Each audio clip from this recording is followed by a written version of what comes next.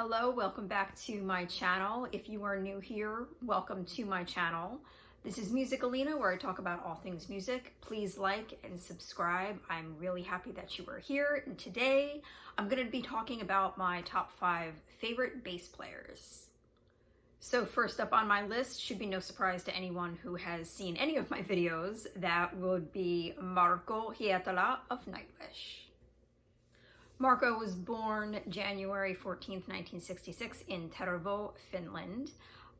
He joined Nightwish in 2001 and very sadly recently resigned from the band. I did make a video about that. He has worked with Delane, he's worked with Synergy, he has a side band called Tarot, and he has a solo album out as well. But of course, he is the most well-known for Nightwish. In addition to playing bass, he is also the co-vocalist. I keep talking in present tense. I'm not ready to talk in past tense yet.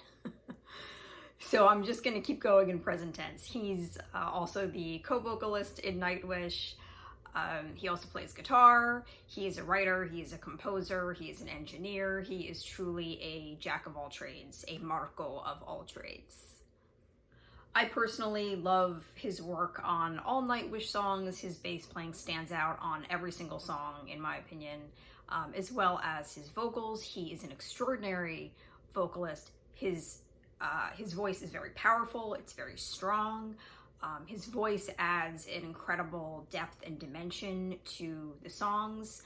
I love the duets, the play between him and whoever Nightwish's vocalist is, whether it be his duets with Tarja or Annette or with Floor. My personal favorites with him would be songs like Romanticide and Master Passion Greed, which is by far the heaviest song they've ever done, and it's just Marco on vocals on that song. And also stuff like Storytime. I don't know what else to say. He's an amazing guy, and we all love him. And yeah, he's badass. Next on my list is John Deacon of Queen. John Deacon was born August 19th, 1951 in the UK. He joined Queen in 1971. And he has written and co-written some of their biggest songs, including Stone Cold Crazy, You're My Best Friend, and Another One Bites the Dust. Obviously, that bass line is one of the most famous in music history. It's one of the most recognizable in music history. That one and Under Pressure really stand out as, I think, great examples of what an amazing, masterful bass player he is. His playing is solid and steady and memorable, and it stands out amongst the other members of the band, which is pretty hard to do. I mean, you think about, I'm thinking immediately Brian May's guitar work, and of course, Freddie Mercury's extraordinary, huge, bombastic, all-consuming vocals. You better be a damn good musician if you are going to back up a singer like Freddie Mercury. Moving right along to Flea. Flea was born Michael Barzory on October 16th, 1962 in Burwood, Australia. Flea got his nickname from Anthony Kiedis, the singer of the Chili Peppers. Apparently they were on a skiing trip, and Anthony Kiedis gave him that nickname, presumably because he's a small, jumpy kind of guy. Kind of makes sense. Flea is a founding member of the Red Hot Chili Peppers. He has also played bass for bands like Jane's Addiction and Fear. He has collaborated with all kinds of artists, Young MC, Alanis Morissette, Tom Waits, and Johnny Cash. In addition to the bass, Flea can also play the trumpet, the keyboard, and the piano. And of course, Flea is also an actor. He has worked in, I think, over 20 films. Films such as Fear and Loathing in Las Vegas, My Own Private Idaho, the 1998 version of Psycho. I don't remember him in that movie. I do know that that is the most unnecessary film ever made. He's also acted in The Big Lebowski, and of course, he played Needles in the Back to the Future films. His bass playing is energetic and electrifying, and I honestly cannot picture the Peppers without Flea. He is so ingrained in part of our culture, just not just musically, but just kind of all around. Everybody knows who Flea is. Even if you're not a Chili Peppers fan, you know who Flea is. Next on my list is Cliff Burton.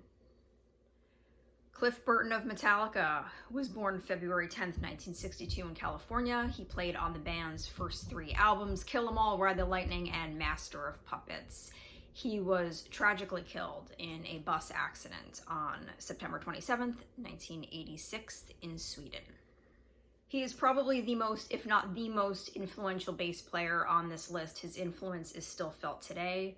I know more than one person who gravitated to bass, who picked up a bass because of Burton. Obviously, the bass is a very low, thundering instrument, but Cliff Burton, those bass lines were so melodic and so beautiful. He loved classical music. His playing obviously reflected that. I have read him being described as the Salvador Dali of bass players. I do wonder from time to time what direction Metallica would have gone had he lived. I'm not sure if they would have gone in the direction of the Black Album. I do think that they would have had more mainstream success for sure, but I do wonder that. Burton's own influences included Geezer Butler, Geddy Lee, and Lemmy. And on October 3rd, 2006, there was a memorial stone unveiled in Sweden near the scene of the crash. And on the stone contains some lyrics from a song called To Live Is To Die, which was a song that was written in tribute to Burton. It's on the Injustice for All album.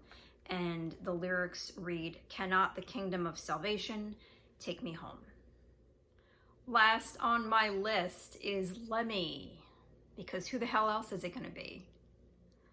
Lemmy was born Ian Fraser Kilmeister. Is it Kilmister or Kilmeister? I'm not sure, because Lemmy is just Lemmy, you know.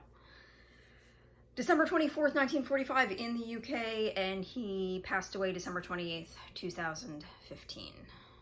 He was influenced by the Beatles.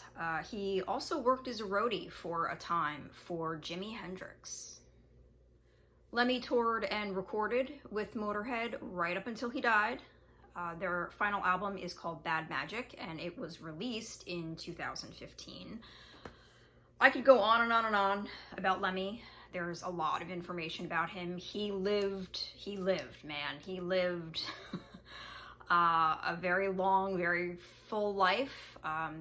He's a legend. You know, he walked the walk, he talked the talk. Lemmy is our god. We bow to Lemmy. If you were only familiar with the Ace of Spades song, I feel like anytime Motorhead is mentioned, like, that's the only song that comes up. That's the only song that gets covered, and I think that's bullshit. They have so many albums, and the albums that they made right before Lemmy's death, the last couple of albums, are amazing. Go check them out. Aftershock, for instance, which was released in 2013, is a really great album. It's one of my favorite albums that's come out in, I would say, the past, like, I don't know, decade or so. So definitely familiarize yourself with more than just Ace of Spades, because they were a lot more than just Ace of Spades. So yeah, Lemmy, I'll tell you, you know, they just don't make them like that anymore. So that's my list of bass players. Thank you so much for being here. Please like, please subscribe, please comment down below. I will see you guys in a video very soon. Please take care of yourselves. Bye.